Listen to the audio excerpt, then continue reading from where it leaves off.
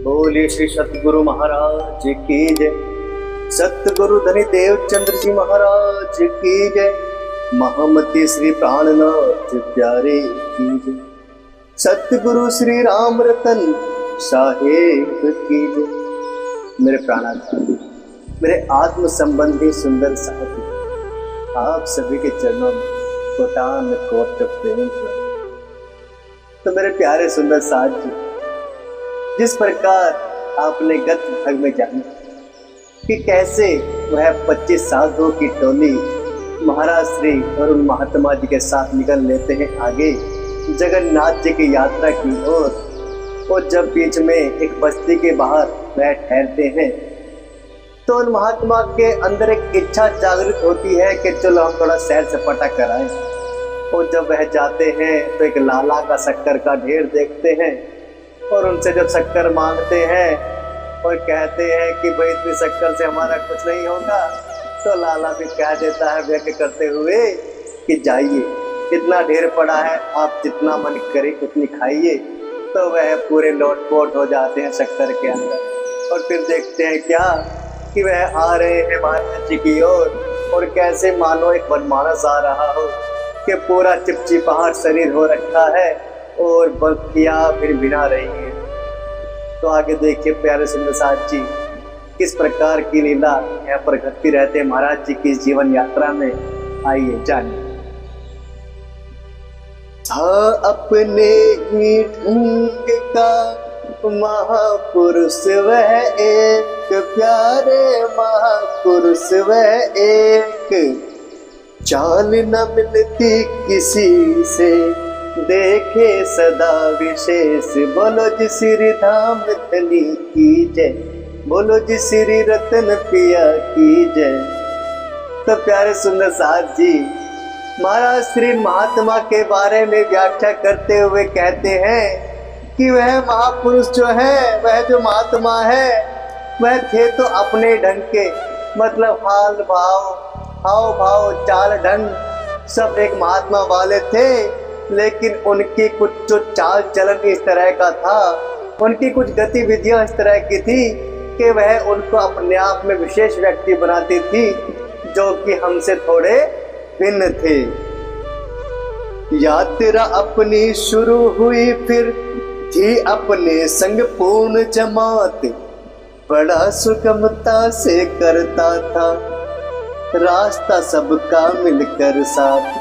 तो महाराज जी कहते हैं कि फिर पुनः हमारी यात्रा वहां से फिर जगन्नाथ जी की ओर प्रारंभ हो जाती है। और ऐसा था कि जो 25 साधु हमें राजा के दरबार के वहां मिले और वह वहां से पूरी जमात हमारे साथ साथ हो ली। तो आगे इस यात्रा में यहाँ से भी वो सब हमारे साथ थे। और रास्ता चाहे कितना भी लंबा हो, कितना भी कठिन हो, अगर संतों का साथ साथ में है तो वह रास्ता अवश्य ही सुगम हो जाता है और सरल हो जाता है। तो हमारे साथ 25 साधुओं की जमात थी और 2 हम थे। तो ना जाने कैसे रास्ता करता जा रहा था और समय व्यतीत होने का हमें जरा भी आभास नहीं हो रहा था कि कितनी जल्दी हमारा समय व्यतीत हो रहा है। जहाँ कहीं मिल जाया करती चिता दाह होती मार्ग में, जब भी महात्मा पहुंचा करता उसके निकट एक पल में। कि हमारी इस यात्रा के दौरान अगर कहीं मार्ग में हमें ऐसा दिख जाता कि कहीं पर दाह संस्कार, किसी चिता का, किसी शव का दाह संस्कार हो रहा है, तो हमारे संग जो महात्मा जी थे वह तुरंत एक पल भर के भीतर वहां पर पहुंच जाते। क्यों? कहता मार चिमटा उसको, ओ साले जलने वाले, अगर नहीं आया मंगल तक तब बतलाऊंगा साले। तो यह उनकी विशेषता, यह अनोखापन कि वह दाह संस्कार होती चिता के पास भी पहुंच जाते और कहते क्या, अरे ओ साले जलने वाले, तेरी इस आत्म को पुनः मंगलवार तक किसी न किसी शरीर में अवश्य आना होगा। अगर नहीं आया वापस कोई नया शरीर को लेकर, तो साले तुझे मैं जब अवश्य ही बताऊंगा, सीधा कर दूंगा मैं तुझे। कभी कभी तो किसी चिता से खोपड़ियां ले आता था। ऐसे ही कुछ घृणितों अटपटे काम करता रहता था। कुछ वह इस प्रकार के व्यक्ति विशेष थे कि उनका ढंग ही निराला था। कभी कभी तो वह ऐसा कार्य करते कि जिससे घृणा भी आती थी।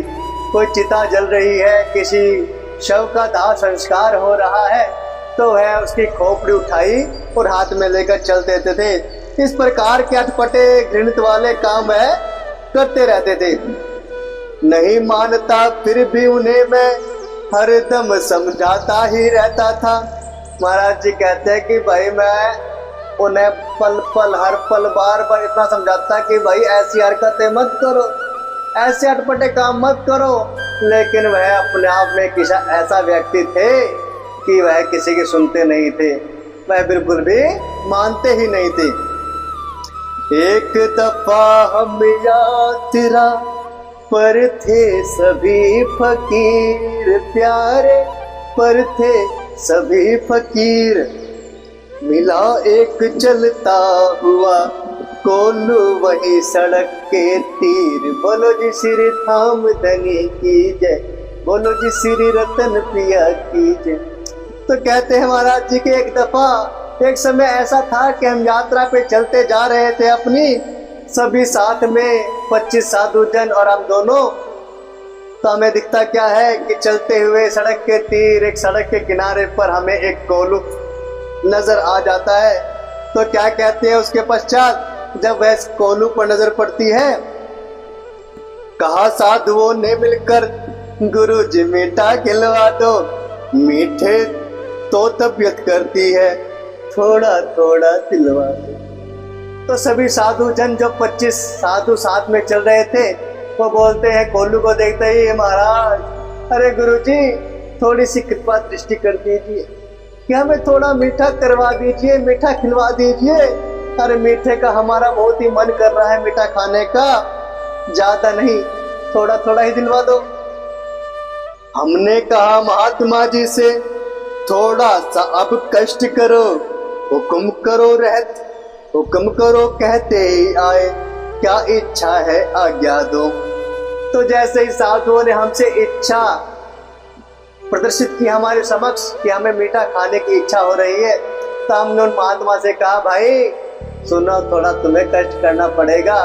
तो महात्मा जी तुरंत हाजिर जवाबी के साथ उत्तर देते हैं, क्या अरे गुरुजी हम तो कब से कहते आ रहे कि आप बस हुक्म करो, आप बताओ हमें क्या करना है, आप सिर्फ आज्ञा दीजिए। आज साधुओं की इच्छा है यह पूरी होवे निश्चय, जो आज्ञा कहते ही कदम वे कोल्लू पर जा पहुंचे। महाराज जी कहते हैं भाई आज साधुओं ने इच्छा पहली बार प्रदर्शित करी है कि उनकी मीठा खाने की तलब हो रही है, इच्छा हो रही है। और जैसे इस प्रकार की आज्ञा वह महात्मा सुनते हैं तो वह तुरंत प्रभाव के साथ कोल्लू वाले के समीप पहुंच जाते और क्या कहते हैं, दिखा चिमटा कोल्लू वाले को, जाते ही यो बोले जितने साधु बैठे हैं वे उनको मीठा खिलवा दे। तो वह महात्मा जी अपना चिमटे का रोग झाड़ते हुए कहते हैं, क्या रे कोल्लू वाले कि यहाँ पर जितने भी साधु जन बैठे हैं तो एक काम कर सबको थोड़ा थोड़ा मीठा खिलवा दे। सभी साधुओं की इच्छा आज हो रही है मीठा खाने की। मीठा तो तैयार नहीं है, झट कोल्लू वाले बोले एक गन्ना यदि चाहे तो इन सब को दिलवा दे। तो है कोल्लू वाले बोलते कि भाई महात्मा जी देखो अभी मीठा तो तैयार नहीं है, हाँ लेकिन अगर आप कहते हो तो हम आप एक गन्ना अवश्य ही दिलवा देंगे। गन्ना नहीं चाहिए उनको तो वे तो मीठा ही लेंगे। कोल्लू वाले बोले तो फिर एक गिलास रस पिलवा देंगे। तो महात्मा कहते हैं कोल्लू वाले से कि भाई उनको गन्ना नहीं चाहिए, वो तो आज मिठे का ही प्रण करके बैठते हैं, उन्हें तो मिठा ही चाहिए। लेकिन कोल्लू वाले कहते हैं कि महात्मा जी अभी मीठा तैयार नहीं है, लेकिन अगर आप कहते हैं तो हम एक एक गिलास गन्ने का रस अवश्य ही पिलवा देंगे मीठे के तौर पर। कह तो दिया और कुछ भी नहीं, केवल मीठा खाएंगे। मीठा तो तैयार नहीं है, कहाँ से हम दे पाएंगे। तो महात्मा जी भी हटी हो जाते हैं, अपना हट कर बैठते हैं और कोल्लू वाले से बोलते हैं कि भैया आपको हमने कह दिया कि हमारे साधु जन जो साथ हैं वह केवल और केवल मिठाई खाएंगे। तब तुरंत प्रभाव के साथ उत्तर को प्रेषित करते हुए कोल्लू वाले बोलते हैं क्या कि भाई मीठा तो तैयार ही नहीं, तो हम बताओ मीठा खिलाए तो कहाँ से खिलाएंगे। यह जो है कढ़ाओ में क्या है, बस इसी में से दे दो। कोल्लू वाले बोले तुम्हें ताकत हो तुम ही ले लो।